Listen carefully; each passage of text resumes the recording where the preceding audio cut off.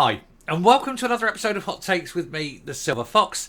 And this is the one I have been trying to put off for a while until we knew the full shape of the cabinet. No point doing it piecemeal as you learn bits and bobs. So we do it now, all in one go. Now, as the run up to the first minister's questions is rapidly approaching as I'm recording this. It starts at midday. It's not quite midday as I'm recording this. He will be standing there and will be asked some pretty pointed questions from all over the house. And he will, of course, have his team behind him, his new cabinet, which is much like the old cabinet. In fact, it's almost identical. The only real difference is that Shona is no longer Deputy First Minister and that Kate Forbes is, although what she's got to do, nobody knows. And that Janie Hebburn has been moved from Minister of Independence because they've closed that department down. Makes you wonder, will they actually stop producing all those glossy brochures? Who knows? And he's been moved across. And we'll take a look at that when we look at the cabinet in a moment.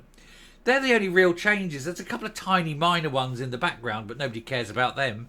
But the only other significant one, and I think is very telling, is that now that the Greens have been oisted and told to FRO, and they have, the two roles that were created specifically for them have also been abolished.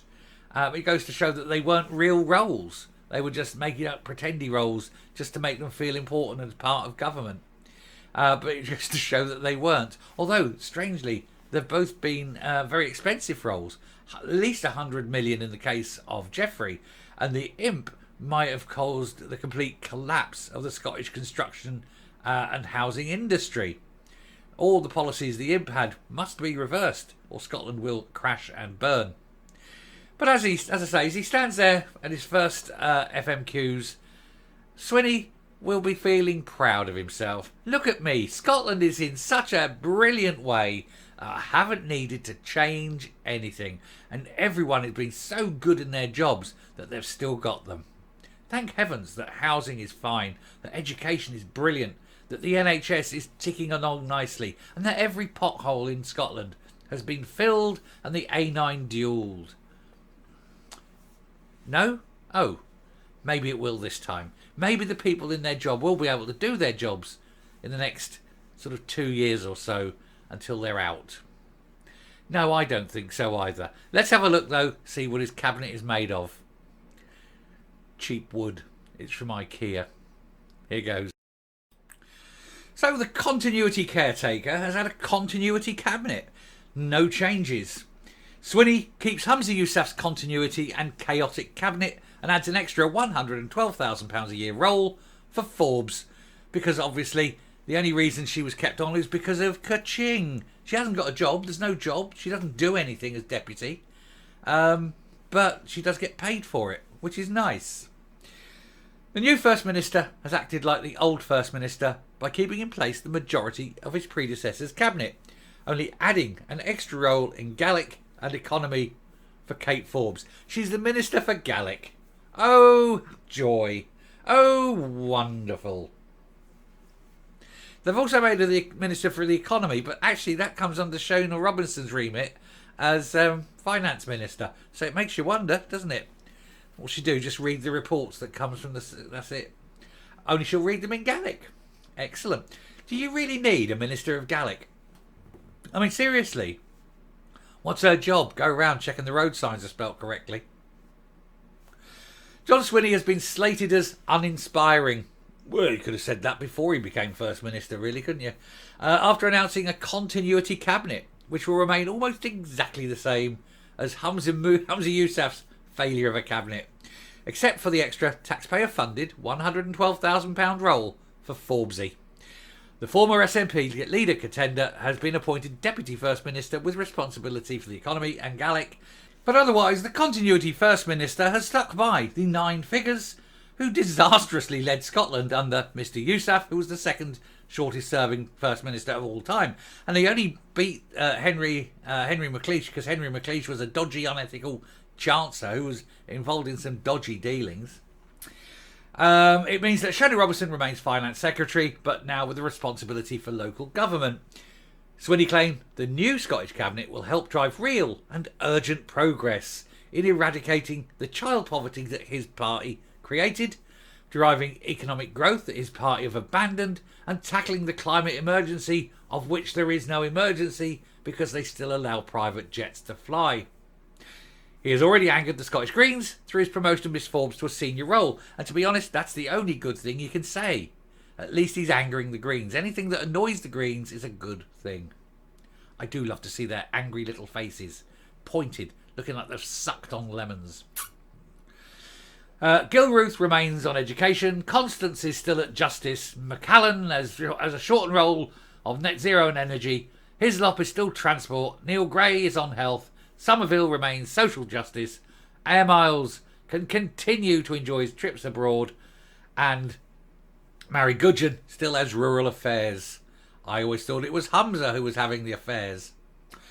It means that the number of cabinet ministers has increased to 11, the largest of all time. All, of course, at public expense. Ka-ching, of which they then pay a percentage into the SNP. Makes you wonder if he's increasing it so that he can build up their coffers to fight an election. Seems possible, doesn't it? Sneaky, but possible. Critics have blasted the failure of Mr. Swinney to show any initiative by going with new blood. He daren't. He knows he needs these old boys because he's been told these are the ones he must push forward. It's all part of the plan. Not his plan, of course. He is just a figurehead. But behind the scenes, the real movers and shakers, which do, of course, include Sturgeon, are telling him what to do. They decided what it will be. Former coalition partner Patrick Harvey also outlined his distaste for the new Deputy First Minister, posting a tweet showing a sigh which said no right turn, a jibe at Miss Forbes' centre-right views. Yes, he doesn't like people who stand up for rights, stand up for freedom, stand up for the protection of children, that sort of thing. He doesn't like those people. Anyway, Scottish Tory... Scory? I suppose that's a new one, isn't it? Scories. The Scottish Tory leader, Douglas Ross, mocked Swinney as he said Swinney does not want to be labelled the continuity First Minister, but he's just spent hours reappointing the entire cabinet he inherited from Humza Yousaf to exactly the same posts in they failed at before. And he's got them. There's nothing else he can do. He has got them banged to rights. They were a failure then. They're a failure now. Nothing has changed. Nothing will change. And he thinks that he's being wonderful and progressive by making exactly the same mistakes with exactly the same people. What a sad man. It's all going to end in tears in about 3-4 months once Rishi Sunak calls the election and they know they're all at. Still, he's got his pension for life. He don't care, does he? And of course those in the back room will be they'll be saying it doesn't matter what he does. We've only got to last until the Holyrood elections. Never mind. Still, we'll come up and finish off. The clock is already ticking, of course. He knows he's on his way out and it's only day one. He hasn't done his first FMQs yet. And already Stephen Flynn is being lined up to replace him. It's just a matter of time. The time, of course, is in Rishi Sunak's hands. It's as soon as the election is called, held, and the results come in, and you see the massive drop of SNP seats at Westminster. And at that point, of course, Swinney goes away. And that, with him, takes all the sins of the party. And they'll never be seen again. Just to give Flynn a nice clean run. Can't go downhill from 15, can you? Although you want to. And that's assuming, of course, they even get 15. Any fewer and they're in seriously deep trouble. That will be the plan. But will it come to pass? Of course it will. And they'll get rid of Swinney quite quickly because they'll want Flynn in so he can build up a power base so he can get that run up to the Westminster election. So, yeah, that'll be what's happening. Anyway, we'll leave that there. Glad we got to the continuity cabinet video because I've been wanting to do it all morning, but I thought, got to make sure that everything's been released and, out and sorted. So that's there. I will hopefully this afternoon be doing an FMQ question video.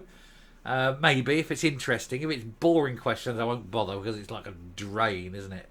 But anyway, thanks very much for watching. Do please hit the subscribe button, ring that bell, leave a like, leave a comment, please share the video. I'll speak to you later. Bye.